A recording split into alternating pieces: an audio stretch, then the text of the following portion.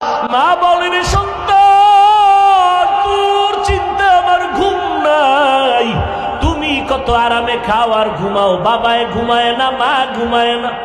ওরে ঘরের মধ্যে কত মেহমান, মা রান্না করে খাওয়ায়, কিন্তু একটা ভালো গোশতের টুকরা মা মুখে দেয় না, কারণ অন্তরে মোহাব্বত। আমার সন্তান না জানি না খাইয়া ঢাকায় কষ্ট করে। ও আল্লাহর বান্দারা, ওই মা বাবার জন্য নামাজ পড়িয়া দোয়া করো, আর মা বাবারে যখনই পারো একটু দোয়া চাইও যে মা তোমার দোয়ার কারণে আজ আমি চেয়ারে বসছি। ও যুবক, ওই মা বাবার দোয়ার কারণে তুমি পরীক্ষায় ভালো নাম্বার পেয়েছো, ওই মা বাবার দোয়ার কারণে, চোখের পানির কারণে আজকে তুমি টাকা পয়সা বাড়ি গাড়ির মালিক। ওই মা বাবা কত কান্নাই যে কাঁদলেন। আজকে যারা এতিমের মতো মা কবরে রাইখে এখানে হারায় দাঁড়াইছো, ওই ঈদের নামাজের পরে একটা যুবক কবরের কিনারায় দাঁড়ায় দাঁড়ায় কান্না করে।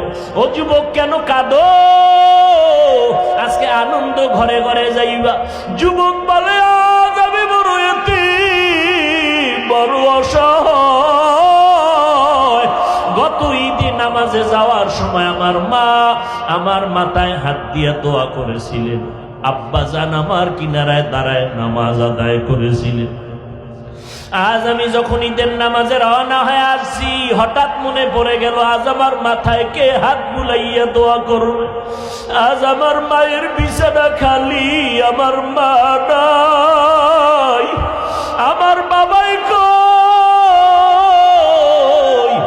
যেই বাবা কত কষ্ট করে করে আমাকে মানুষ বানাইছে, ওই আমার আব্বা আম্মা কত সময় কষ্ট করে মনে চাইতো মা, বাবায় মনে মনে বলতো ইলিশ মাছকে নিয়ে একটু খানা খাইতে পারলে দিলটা ভালো লাগতো, কিন্তু মনে আশা ছিল, টাকা নাই কিনতে পারে নাই। মায়ের মনে চাইছিল আঙ্গুর বেদানা খাবে, টাকা নাই কিনতে পারে নাই।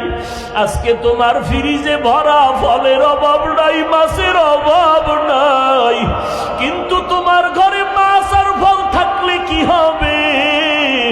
যারা জীবনে কাঁদিয়া গেল কই, ওই মাও নাই, বাবাও নাই, কাকে তুমি ফল খাওয়াইবা, মাছ খাওয়াইবা? ওই মা বাবারে কিছুই পারো নাই তো দুই ফোঁটা চোখের পানি ছেড়ে আল্লাহকে বলো, ও আল্লাহ, আমার মা আঙ্গুর বেদানা খেতে পারে নাই, তুমি জান্নাতের ফল খাওয়াইও। আমার মা বাবারে আমি একটু শান্তি দিতে পারি নাই, কষ্ট করে গেল জীবনভর। আমি এখন একটু কামাই রুজি করিয়া মা বাবারে খাওয়াবো, আমার টাকা পয়সা আছে, কিন্তু মা বাবারে পারলাম না। ওই মা বাবা জীবনভর কষ্ট করিয়া কান্না করি আজকে কবরে জুসিয়া আছে। ও আল্লাহ, আমার মায়ের যদি আজকে বেঁচে থাকতেন, আমি টাকা দিয়া নতুন নতুন শাড়ি পরাইতাম, এসির রুমে ঘুম পাড়াইতাম। আমার বাবারে আমি কত এসিওয়ালা রুম দিয়ে আরাম দিতাম, কিন্তু আমার টাকা আছে, এসি আছে, কিন্তু মা নাই, বাবাও নাই। ও নিষ্ঠুর সন্তানেরা, এত নিষ্ঠুর কেন হইছ? এক ফোঁটা চোখের পানি ছেড়ে আমার মালিকরে কান্না করে বলো, ও আল্লাহ, আমার মা কবরে, বাবা কবরে, দেওয়ার মতো কিছু নাই, তুমি জান্নাতের বিছানাটা বিছাইয়া দিও। ওই মা বাবারে জান্নাত দাও, ওই মা বাবার বাধ্যগত সন্তান হইয়া দোয়া করার তৌফিক দাও।